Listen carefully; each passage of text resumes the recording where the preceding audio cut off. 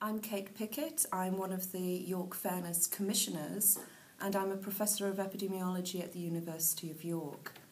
I study the social determinants of health, and in recent years my research has focused on the impact of income inequality on the health and social well-being of societies.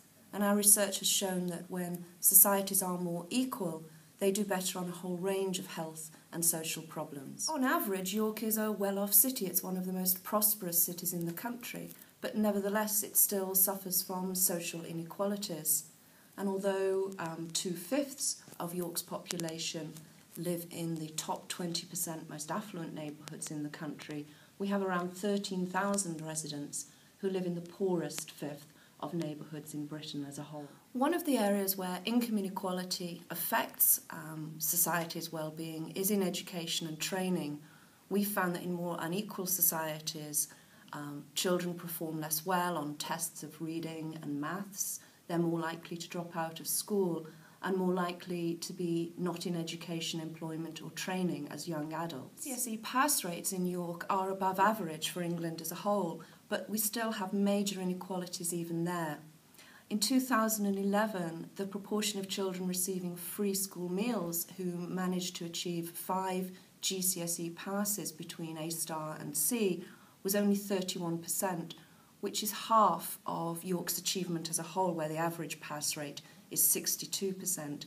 And if we look at children with special educational needs, the gaps are even greater. The UK has one of the worst records for child well-being among rich developed nations. We perform very poorly compared to our European counterparts. And early childhood is so important for a child's trajectory through life.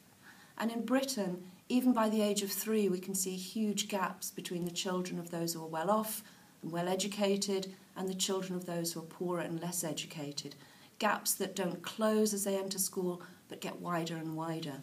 So early childhood provision is really important for helping to close the gaps between those at the top of society and those at the bottom, and addressing the educational inequalities that we see in York. Our research has shown conclusively that a fairer society, a more equal society, is a better place for all of us.